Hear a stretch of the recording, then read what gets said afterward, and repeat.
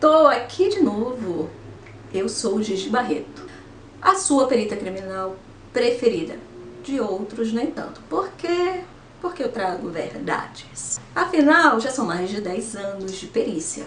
Não dá mais pra engolir tudo. Pelo amor de... Nós temos que cada vez mais ampliar a nossa mente. E o filme Yara, ele vem justamente para isso. Eu quero acreditar sim.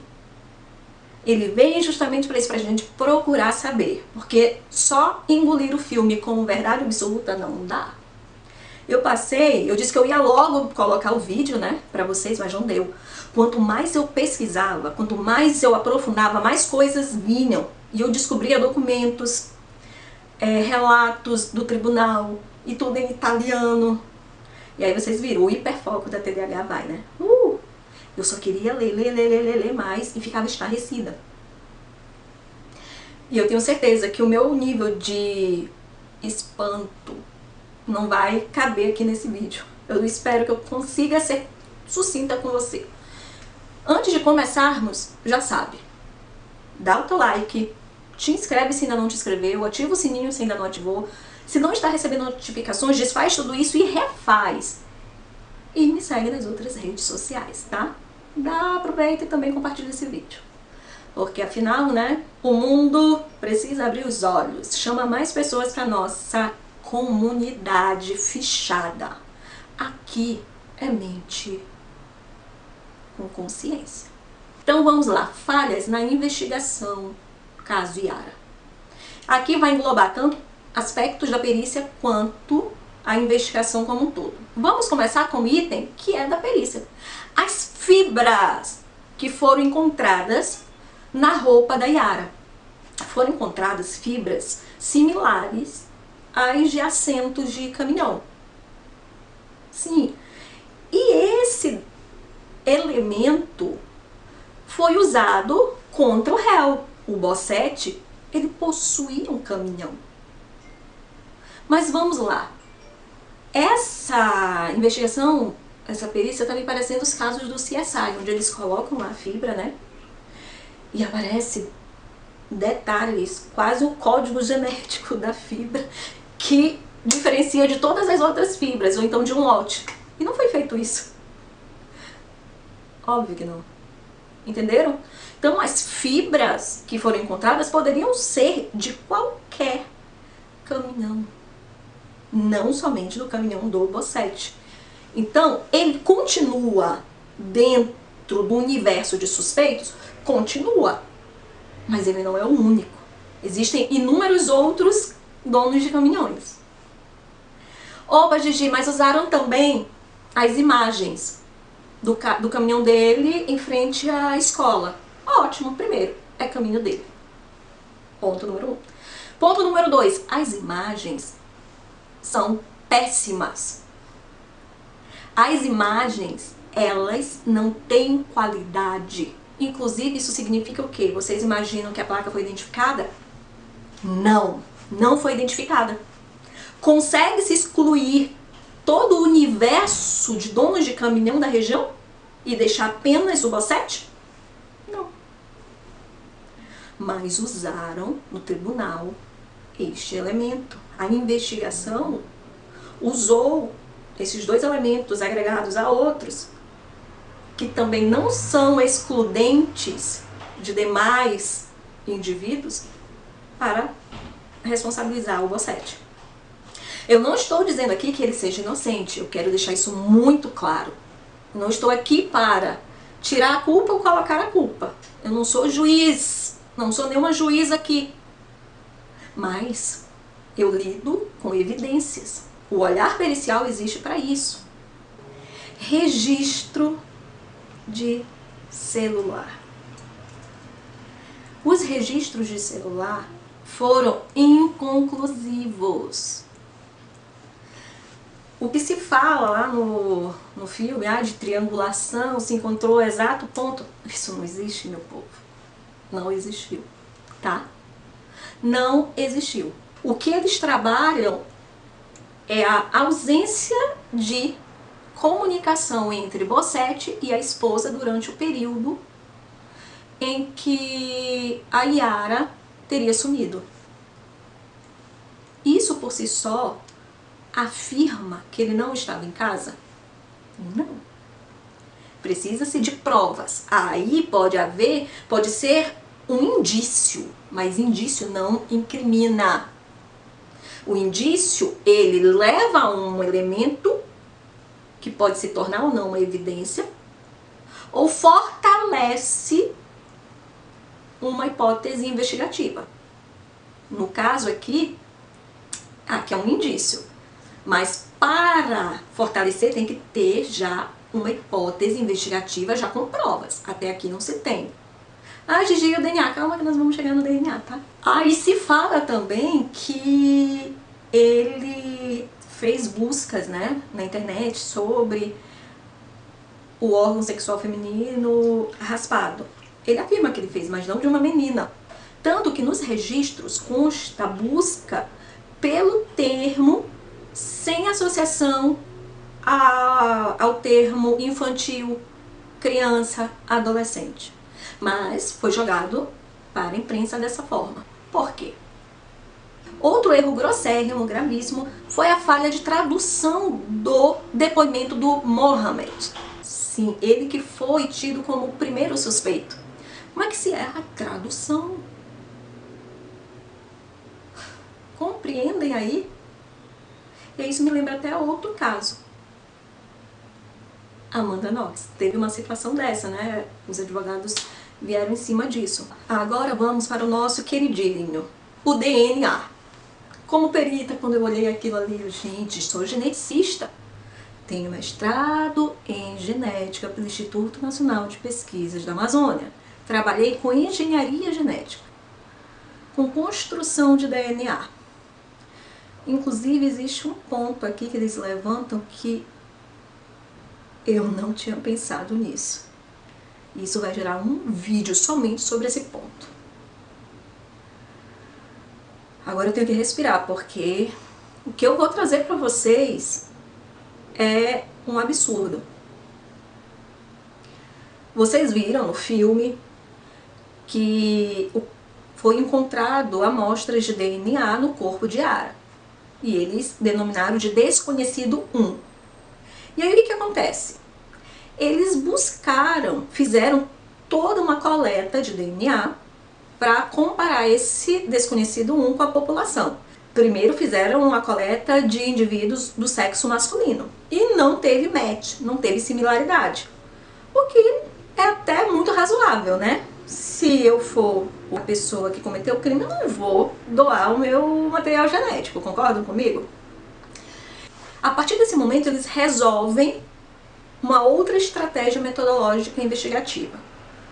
Se eu não conseguir encontrar o indivíduo, eu vou investigar a sua linhagem materna. Para isso eu preciso de quê? De DNA mitocondrial. Eu encontro DNA mitocondrial em todo o material biológico? Sim. Se o DNA nuclear está ali, o DNA mitocondrial vai estar também. A probabilidade é altíssima, porque o DNA mitocondrial ele não sofre uma maior degradação do que o DNA nuclear. E o que acontece? A Yara, ela tinha nas mãos tufos de cabelo. Se ali os tufos de cabelo, ao que tudo indica, não é dela, mas a gente precisa, né, tirar a dúvida. Se não for dela, é do suspeito. Afinal, já tinham usado material que estava nas vestes e tal. Então, depois eles falaram que já não tinha muito material e por aí vai. Então, foram usar o dos tufos. Mas, para tirar dúvida, né, precisa-se saber primeiro se esses tufos de cabelo não eram da própria Yara. Precisa se excluir. Para isso, precisa se comparar o quê? O material mitocondrial dos tufos de cabelo com o material mitocondrial da Yara. Para isso, se compara com o próprio DNA mitocondrial da mãe da Yara, que é a linhagem materna, né? E aí se descobre o quê? Não só se descobre que aquele tufo de cabelo não era da Yara, se descobre que o material genético do suspeito, na verdade, não era o material genético do suspeito, era da Yara. Houve um erro gravíssimo de extração de DNA e análise. Eles não estavam comparando a população inteira com o material do suspeito. Eles estavam comparando a população masculina com o material genético da Yara. Olha o gasto de dinheiro. E um erro gravíssimo. Então, só com esse erro, ainda tem mais situações. A defesa começa a questionar a cadeia de custódia. E, para piorar, não foi dado o direito à defesa de terem acesso à cadeia de custódia, à documentação, às vistas de como foi tudo realizado, desde a coleta, envio de amostras, porque não foi somente um laboratório. Teve o laboratório oficial da Polícia Científica, o RIS de Parma, que fez a investigação do DNA nuclear. Houve outros laboratórios que trabalharam em parceria para a investigação do DNA mitocondrial. A Universidade de Florença, a Universidade de Washington, o laboratório dos doutores Previdere e Grignani também auxiliaram na análise mitocondrial, e o laboratório de um outro pesquisador também. Então, aí, só para investigação do DNA mitocondrial, vejam quantos laboratórios. Houve mais um laboratório do professor Giuseppe Ghelinori, que tratou do DNA nuclear. Especificamente, foi o laboratório que trouxe o encontro do haplótipo raro, do pedaço de gene do núcleo. Ele trabalhou com DNA nuclear, tá? A estagiária dele, que tinha terminado uma pesquisa, se debruçou, né, no material e encontrou uma mutação rara num pedaço de DNA. E aí, essa mutação rara foi encontrada no DNA materno, em uma amostra feminina, e no DNA do desconhecido 1. E aí deu match nos demais pontos de identificação do CODES. Mas vamos entender aqui, porque até chegar no DNA houve essa bagunça. A bagunça de se comparar o DNA da Yara com a população masculina, acreditando-se que estava se tratando o quê? Da amostra do suspeito. E aí, esse ponto, a defesa começa realmente a questionar tudo. E sem falar que há uma lacuna processual seríssima, inadmissível, que é não dar vistas à defesa, né, a uma das partes, e de interesse também, de como se deu todo o processamento das amostras, a coleta, a cadeia de custódia. Em relação às provas do DNA, nós temos mais alguns fatores. Fator que pesa muito: a ausência de DNA mitocondrial do próprio Bossete na amostra. Porque olha só, não se coletou, foi atrás do DNA mitocondrial para comparar, buscar a linhagem materna, porque todos esses laboratórios para análise do DNA mitocondrial, porque eles não conseguiam dar match da linhagem mitocondrial de alguma das amostras com o DNA mitocondrial encontrado na amostra. E detalhe, pasme, o DNA mitocondrial do Bossete não foi encontrado na amostra. Peraí, Gisele, me confundi toda. Quer dizer que há um DNA mitocondrial na amostra? Há um DNA mitocondrial na amostra. E esse DNA mitocondrial não é do Bossete. Opa! Por isso, tantos laboratórios analisando o DNA mitocondrial. Não foi encontrado o DNA mitocondrial do Bossete e ainda foi encontrado um DNA mitocondrial completamente diferente.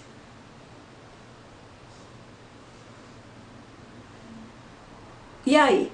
Contaminação cruzada? O que aconteceu?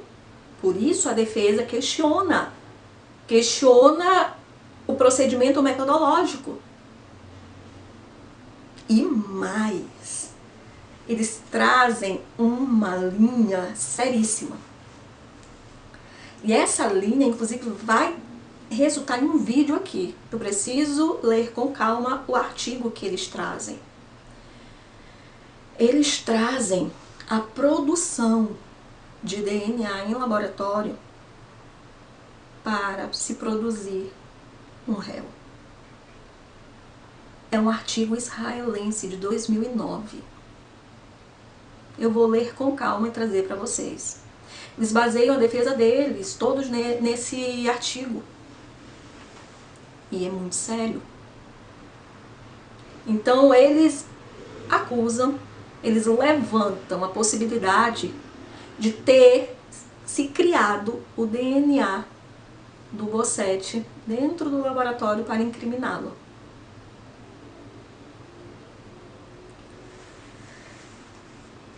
É uma alternativa que eu não vou adentrar agora aqui sem ler esse artigo, tá?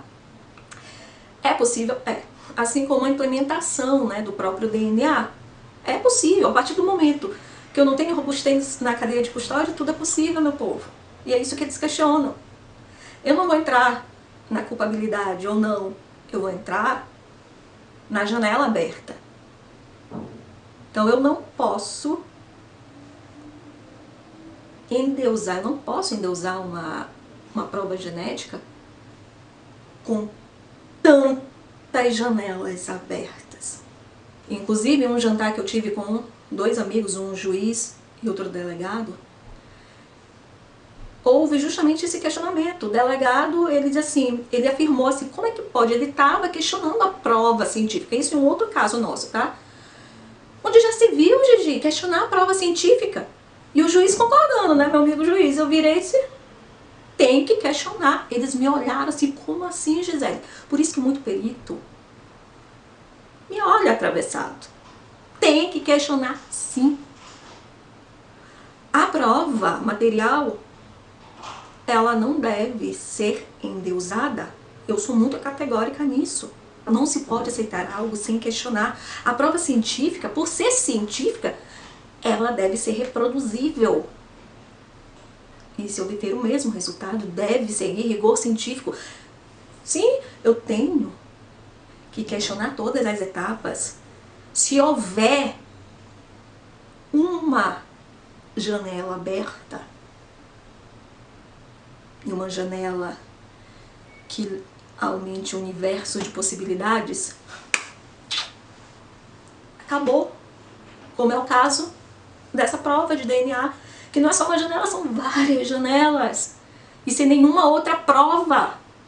E o mais absurdo é que a defesa só quer ter vistas ao processo como um todo, as instâncias anteriores, como foi dado a coleta, como que ocorreu o envio das amostras, como as amostras foram processadas, e querem um novo exame genético. E isso o tribunal não permite. E um ponto que também pesa, é questionável, é que o próprio RIS, o próprio laboratório da Polícia Científica de Parma, eles não conseguiram identificar a natureza biológica do DNA da amostra do suspeito. Um laboratório que conseguiu um match com mais de 21 pontos identificadores, isso significa que o DNA extraído era de uma qualidade impecável. Se o DNA é de uma qualidade impecável, como que eles não conseguiram identificar a origem desse DNA, a natureza biológica? Eles só conseguiram excluir que era a natureza de sêmen, não era sêmen. É muito mais difícil extrair o DNA do que identificar a natureza biológica. Então essa janela associada às outras janelas realmente torna o caso cada vez mais frágil Diferentemente do que é vendido na imprensa estrangeira, porque na imprensa local não é essa a ideia. Na imprensa italiana, se vocês buscarem, cada vez mais está se questionando a natureza dessa prova.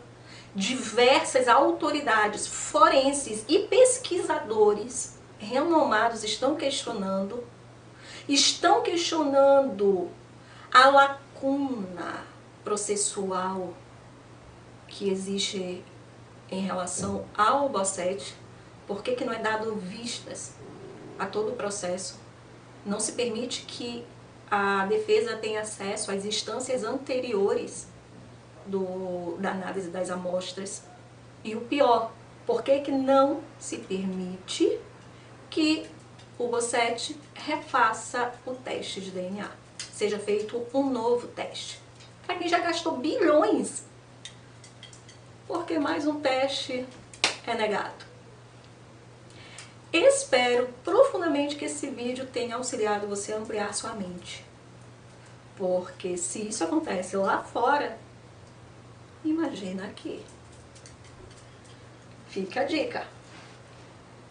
Se esse vídeo te ajudou e você vê que vai ser útil para muitas e muitas mais pessoas, que afinal queremos pessoas mais e mais inteligentes e com um olhar aguçado, manda esse vídeo, compartilha esse vídeo e te aguardo no próximo.